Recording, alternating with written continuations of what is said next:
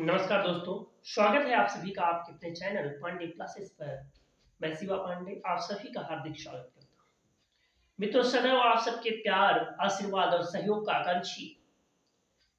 जैसा कि आप सब अभी तक पढ़ रहे थे, मैं मैथ की क्लास देता था, साइंस की क्लास देता था। मैंने बताया था मैथ, साइंस, इंग्लिश तीनों की क्लासें आपको बराबर मिलती रहेंगी।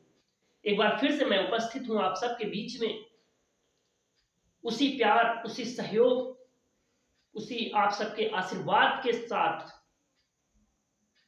और क्लास आज होगी हमारी इंग्लिश की पहली क्लास आपके बीच में लेकर के आए हैं और चर्चा करेंगे सेंटेंस और इनके प्रकार पे, यानी सेंटेंस एंड इट्स टाइप्स।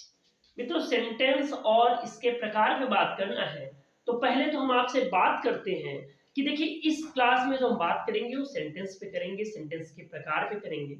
उसके बाद मैं अगली क्लास फिर आपके बीच में जब लेकर के आऊंगा तो उस पर बात करूंगा।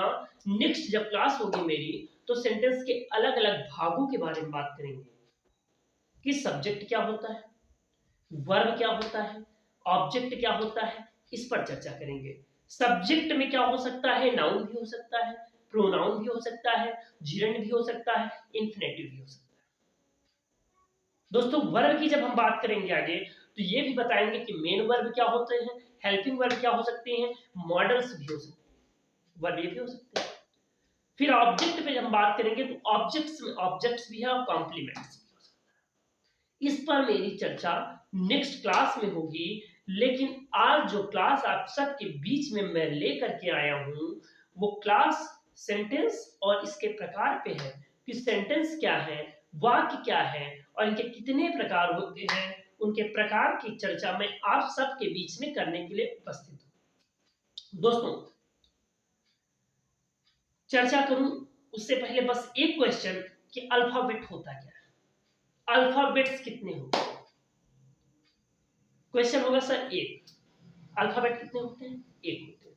26 मत कहिएगा ना, अंग्रेजी में अल्फाबेट 26 मत कहिएगा, एक होता है जिसको हम वर्णमाला बोलते हैं, अल्फाबेट को एक होते हैं। लेकिन दोस्तों 26 क्या है, वो लेटर्स है। अल्फाबेट्स के अंदर आपको लेटर्स मिलते हैं, वो कितने होते हैं, 26 होते हैं। ए से लेकर के जेड तक आप सब ने पढ़ा है, वो हमारे लेटर्स होते हैं 26, ना कि अल्फाबेट। अल्फाबेट एक होता है, only for one, and letters 26, A to Z, A से लेकर के जेड तक जो भी है वो हमारे लेटर्स हैं। दोस्तों, अभी 26 लेटर्स होते हैं, सबको पता है। अब हम चर्चा करेंगे इन्हीं लेटर्स में, आपको पता है वॉवेल्स होते हैं और कॉन्सोनेंट्स होते हैं। आपके सामने लिखे हुए हैं बोर्ड पे, मैंने पहले ही लिख दिया था। वॉवेल्स दोस्तों क्या है, 5 होते हैं, आपको पता है। वॉवेल्स कितने होते हैं, 5 होते हैं। वॉवेल्स को हम हिंदी में क्या बोलते हैं, स्वर बोलते हैं। ये बिल्कुल जनरल ले रहा हूं क्योंकि स्टार्टिंग कर रहा हूं क्लास की और मेरी आदत है, मैं क्लास की जब स्टार्टिंग करता हूं तो बिल्कुल जनरल लेकर के चलता हूं, एकदम सामान्य सा लेकर के चलता हूं, चाहे जितना कमजोर बच्चा हो उसकी समझ में आ जाए। वॉवेल्स कितने होते हैं दोस्तों, 5 होते हैं। आपके सामने मैंने लिख दिया है, ए ई आई ओ यू, सबको पता है ये हमारे वॉवेल्स होते हैं। अब दोस्तों कॉन्सोनेंट्स की जब बात करेंगे, व्यंजन की बात करेंगे, तो हम जानते हैं 26 हमारे क्या होते हैं, लेटर्स होते हैं। 26 में आप 5 माइनस कर दीजिए, 21 बचे। 21 में हमारे क्या होंगे, व्यंजन होंगे, कॉन्सोनेंट्स होंगे। ये जानकारी आपको पहले से भी रही होगी, लेकिन मैंने क्लास की स्टार्टिंग की है तो इसलिए मैंने एक जनरल सा क्वेश्चन नीचे से शुरुआत किया इंग्लिश का। अब इसके बाद आगे अपनी क्लास में बढ़ेंगे, बिल्कुल जोरदार पढ़ाई के साथ, नई ऊर्जा के साथ, नए तेज के साथ आप सबके साथ लगे हुए हैं। आप सब भी जोरदार ऊर्जा, नए तेज और नई ऊर्जा के साथ एक बार फिर से लग जाएं। और एक बार फिर से मैं आप सभी का स्वागत करता हूं, आगे चर्चा करता हूं सेंटेंस और इसके। दोस्तों, पहले तो डिफिनेशन सेंटेंस हमारी क्या कहती है। सेंटेंस है क्या दोस्तों, the group of words, the group of words which make complete sense is called sentence. The group of words which make complete sense is called sentence. यानी शब्दों का वह समूह जो पूर्ण भाव प्रकट करे। क्या कहलाता है? वाक्य कहलाता है। बोलेंगे समझ में है? बिल्कुल है। बिल्कुल घरेलू एग्जाम्पल देता हूं दोस्तों। देखिए, कहने का मतलब आप ऐसे सब दूसरे से प्रकट करें कि वह आपकी बात को समझ सके। आप अपनी बातों का आदान प्रदान कर रहे हैं, किसके द्वारा कर रहे हैं? वाक्यों के द्वारा कर रहे हैं, सेंटेंस के द्वारा कर रहे हैं। जब आप एक शब्दों का समूह दूसरे तक भेज रहे हैं तो आप एक वाक्य बन रहा है, वो आपकी बात को समझ रहा है। इसका मतलब वहां पर शब्द जो है उनका वो समूह जो है वो पूर्ण भाव प्रकट कर रहा है, तब अगला व्यक्ति समझ रहा है। अगर आप किसी से कह रहे हैं मुझे कानपुर जाना है, अगर आप केवल मुझे कह दें तो नहीं समझ पाएगा आप क्या बोलने जा रहे हो। या मुझे कानपुर कह दे तब भी नहीं समझ पाएगा, क्योंकि यहां पर शब्द तो दो हैं, मुझे भी है, कानपुर भी है। लेकिन जब आप आगे शब्द जोड़ रहे हैं कि जाना है, यानी मुझे कानपुर जाना है, तो यहां शब्द कई हो गए और इनका एक समूह हो गया। शब्दों का वह समूह, इनका एक समूह हो गया और ये पूर्ण भाव प्रकट कर रहे हैं। अगला आपकी बात को समझ पा रहा है कि आपको कानपुर जाना है, इसलिए यहां पर क्या होगा? वाक्य होगा। समझ में आया? अब इसी पर चर्चा आपके साथ मुझे करनी है। हमने बता दिया the group of words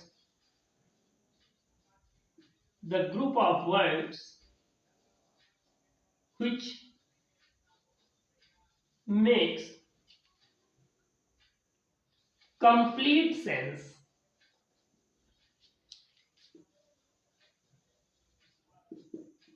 is called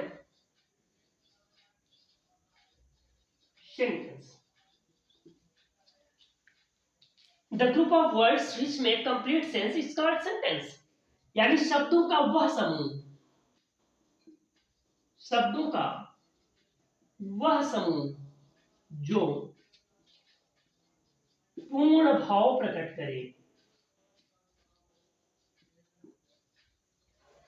करे, वाक्य कहलाता है।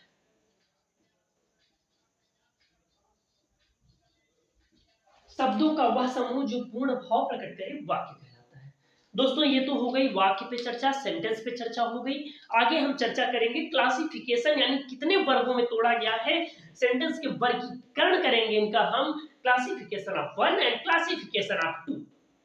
कितने वर्गों में सेंटेंस को तोड़ा गया मैं एक एक आपके बीच में समझाऊंगा, कहीं से भी पूछ लिया जाए बिल्कुल आपको समझ में आ जाएगा।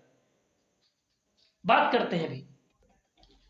तो दोस्तों क्लासिफिकेशन, सेंटेंस की classification of 1 and classification of 2।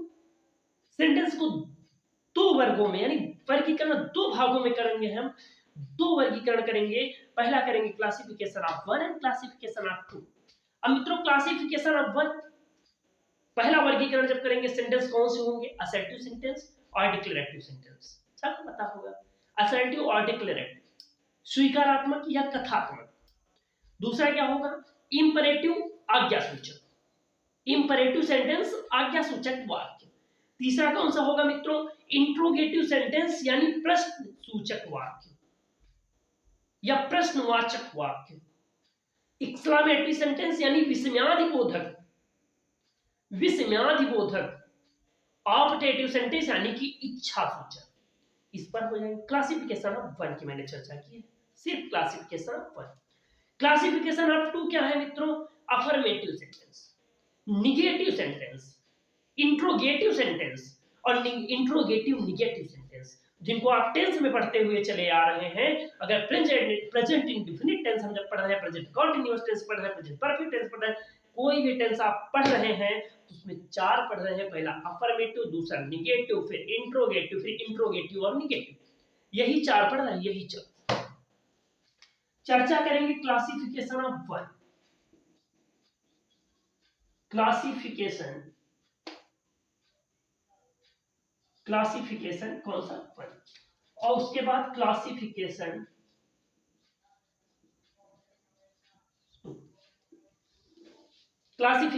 1 और क्लासिफिकेशन 2। पहला क्या है दोस्तों, असर्टिव। असर्टिव सेंटेंस और डिक्लेरेटिव। डिक्लेरेटिव ये हो जाता है। दूसरा कौन सा होता है, सबको पता है मित्रों, दूसरा कौन सा होता है, इंपरेटिव।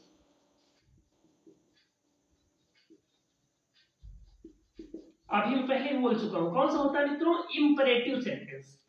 इंपरेटिव हो गया। तीसरा कौन सा होता है मित्रों, सबको पता है, इंट्रोगेटिव। इंट्रोगेटिव सेंटेंस हो गया मित्रों। चौथा कौन सा होता है मित्रों, एक्सक्लेमेटरी।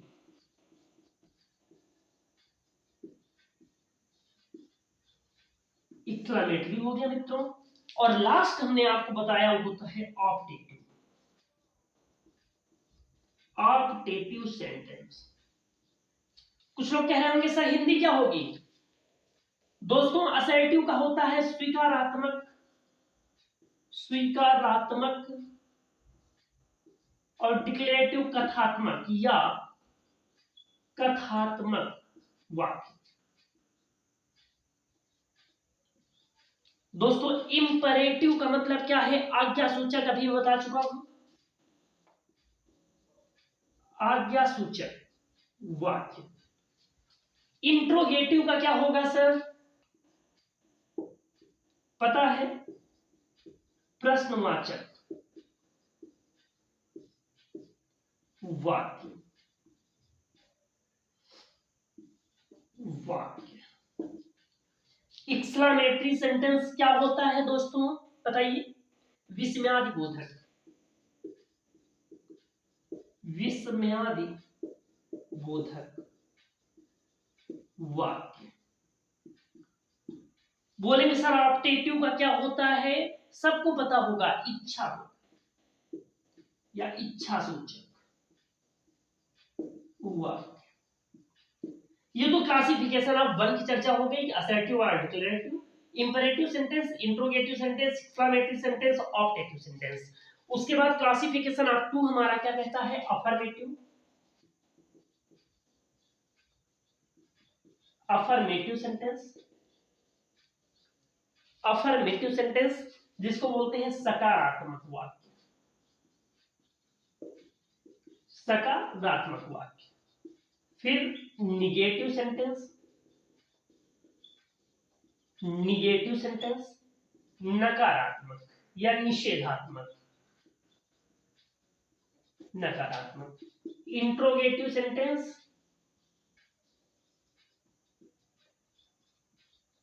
इंट्रोगेटिव सेंटेंस प्रश्नवाचक या प्रश्न सूचक, प्रश्नवाचक वाक्य।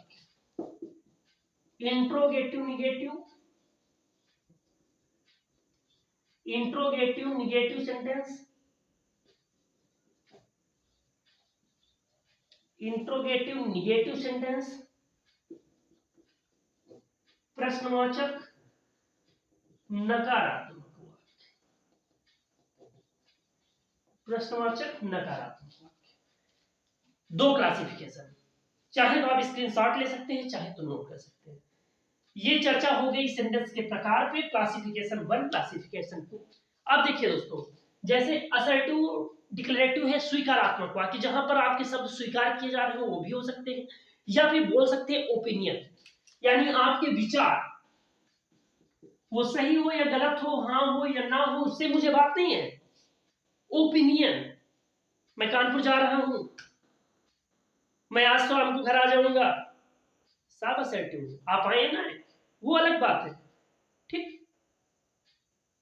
अगर कह दिया जाए महात्मा गांधी राष्ट्रपिता हैं, बिल्कुल है, हम स्वीकार भी करते हैं, ये असर्टिव है।